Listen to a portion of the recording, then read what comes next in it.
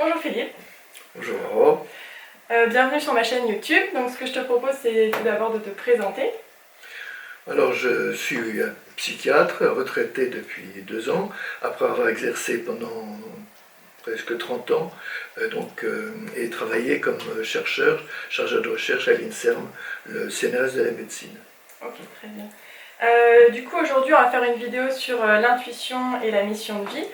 Donc pour toi, qu'est-ce que l'intuition ? L'intuition, c'est une capacité que j'appellerais animale, c'est-à-dire qu'en fait, nous avons des intuitions, mais les animaux en ont aussi, et c'est une capacité qui est chez nous très primaire, c'est-à-dire qu'elle n'est pas réfléchie. C'est-à-dire qu'elle nous vient comme ça, et quelquefois d'ailleurs, elle est tellement primaire qu'on ne la reconnaît pas, on n'identifie pas, on ne sait pas qu'elle existe, et c'est a posteriori, plus tard, qu'on se dit « Ah oui, mais je le savais déjà ». C'est-à-dire qu'en fait, on pense à quelque chose, on pense quelquefois d'ailleurs à propos de quelque chose, avec un certain sentiment, avec une certaine impression, et puis on s'aperçoit que ça se vérifie. Le sentiment intérieur, ce sentiment profond, s'il est sincère, est proche de nous-mêmes, mais pas forcément de la réalité extérieure. Du coup, tu opposes vraiment la raison, tout ce qui est logique, le côté scientifique, à l'intuition qui est pas forcément basée sur des propos scientifiques en fait.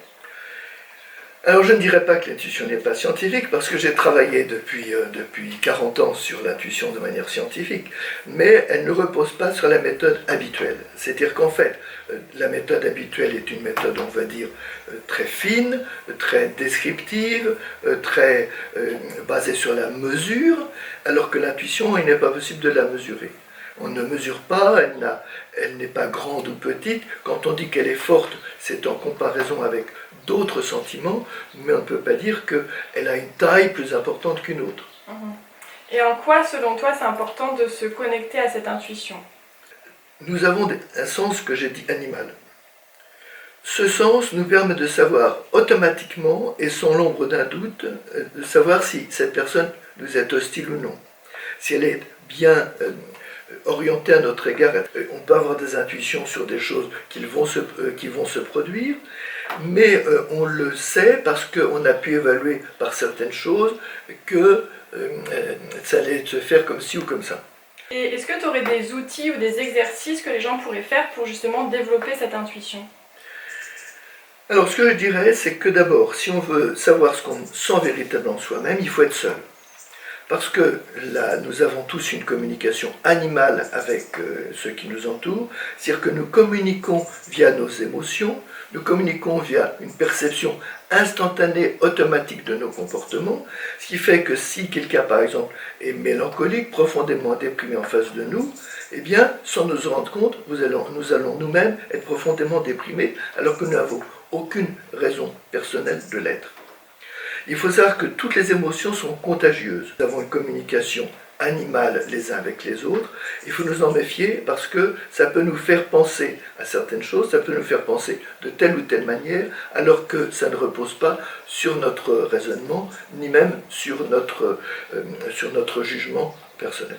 Ce que je conseille, c'est à ce moment-là d'avoir un papier, parce que le papier nous permet de fixer nos idées, de les écrire, et ensuite, si nous voulons le revoir, nous aurons des éléments très solides pour nous appuyer, pour nous rappeler les choses. Quand vous faites cet exercice, si vous avez des pensées qui vous viennent, qui ne paraissent pas rationnelles et qui ne paraissent pas liées à la raison, notez-les en plusieurs mots. Je dis minimum 3 mots. Alors les intuitions, en fait, il faut je dirais, qu'avoir l'esprit libre. C'est-à-dire au départ, si vous êtes préoccupé par quelque chose, s'il y a quelque chose qui envahit votre pensée, vous ne pouvez pas travailler sur une autre intuition que ça. Donc il faut avoir un état d'esprit tout à fait neutre. Sachez que s'il y a une pensée qui vous vient en tête, vous l'écrivez tout de suite pour qu'elle sorte de votre tête puisqu'elle est en face de vous sur le papier. S'il y en a une autre qui arrive, vous la notez de la même façon, donc vous allez petit à petit vider votre tête. Reliez peut-être les différentes choses pour éviter ce qu'on appelle les redondances, les répétitions, et pouvoir en fait dégager des grandes lignes.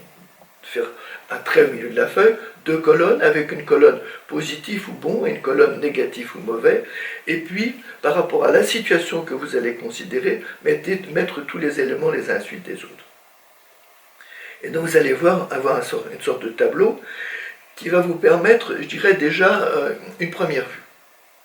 Alors si vous avez l'impression déjà que votre tête fourmille, que vous êtes un peu fatigué, arrêtez tout, laissez les choses là, mettez-le dans un classeur où personne ne viendra le chercher, et laissez passer du temps. Petit à petit, quand vous connaîtrez bien vos intuitions, quand vous aurez une vision très précise de ces intuitions, ça demandera un quart de seconde. C'est-à-dire que par rapport à telle situation, bing, une pensée arrivera et vous apercevrez que cette pensée est juste. L'homme moderne, et la femme moderne aussi, réfléchit beaucoup, mais ne perçoivent que peu. C'est-à-dire finalement, nous ne regardons pas les choses à l'extérieur. Le fait de développer son intuition peut aider les gens à se rapprocher de leur mission de vie. Aussi projet de vie. C'est-à-dire que par exemple, si vous vous interrogez, si vous dites je m'ennuie dans mon travail, qu'est-ce que je vais faire? Eh bien vous pouvez tout à fait prendre cette feuille, ou une feuille, imaginer ce que vous voudriez faire. Écrire tout et n'importe quoi. Je suppose que par exemple vous voudriez être un aigle. Eh bien vous ne vous interrogez pas à savoir si c'est raisonnable ou non, vous écrivez aigle. Si vous voulez être cosmonaute, même chose, vous marquez cosmonaute. Bon. Et c'est dans un second temps que vous poserez la question, qu'est-ce que ça veut dire pour moi aigle, qu'est-ce que ça veut dire pour moi cosmonaute? Je vais prendre l'exemple. Donc selon toi, c'est peut-être bien d'avoir justement cette feuille sur laquelle on a écrit des mots sur notre projet de vie, de l'avoir en vision pratiquement quotidiennement pour justement que ça fasse passer le processus plus consciemment et que peut-être justement que ça nous amène à développer ce projet plus facilement. Voilà. Ces feuilles doivent demeurer totalement secrètes. C'est-à-dire qu'en fait, si vous voulez être tranquille, vous ne montrez ça à personne. Il faut toujours, je dirais, comment dire, faire la différence entre ce que j'appellerais un espace privé, c'est quelque chose qui ne vous concerne que vous personnellement, et l'espace public, c'est-à-dire ce que vous pouvez communiquer à des tierces personnes. Oui, parce que le fait peut-être que justement on en parle à notre environnement proche, ça peut peut-être faire rejaillir leur peur et que du coup ils nous mettent aussi des freins à ce moment-là dans l'évolution de notre projet. Tout à fait. C'est-à-dire qu'en fait, l'intérêt que les choses soient écrites, c'est que nous allons avoir une vision précise de ce que nous pensons par nous-mêmes. L'important de savoir ce que nous pensons par nous-mêmes, c'est que si la personne que nous rencontrons dit des choses différentes, nous allons l'argumenter avec nos propres idées. C'est-à-dire que nous avons un projet de vie. Nous allons l'écrire, et donc ça va nous permettre une référence. Une référence, c'est de savoir avec précision ce que nous pensons. Mais si nous rencontrons une personne, peut-être que nous allons nous rendre compte que nous n'avions pas précisé suffisamment les choses. De voir d'autres personnes et de poser à cette autre personne des questions que nous n'avons pas posées à la première. La nuit, souvent, quand on ne pense à rien ou quand on dort, eh bien, cette pensée va se développer. C'est-à-dire qu'en fait, le lendemain, si nous écrivons à nouveau sur notre projet, nous allons avoir d'autres idées qui vont apparaître, tout simplement parce que nous avons vidé les premières. Vraiment réussir à faire le vide, à poser les idées par écrit et être seul, au calme, pour pouvoir justement développer cette intuition. Surtout de savoir ce que nous pensons, parce que beaucoup de gens, en fait, pensent parce que les autres pensent comme ça. L'effet moutonnier, c'est-à-dire que les gens se sont suivis comme des moutons qui éventuellement pourraient tomber dans le vide parce que le premier a commencé à y tomber. C'est-à-dire qu'en fait, l'idée c'est de savoir ce que nous pensons réellement en nous-mêmes, à l'intérieur de nous-mêmes. Il s'agit de le voir avec clarté. Ces choses-là, elles dépendent de nous et de personne d'autre.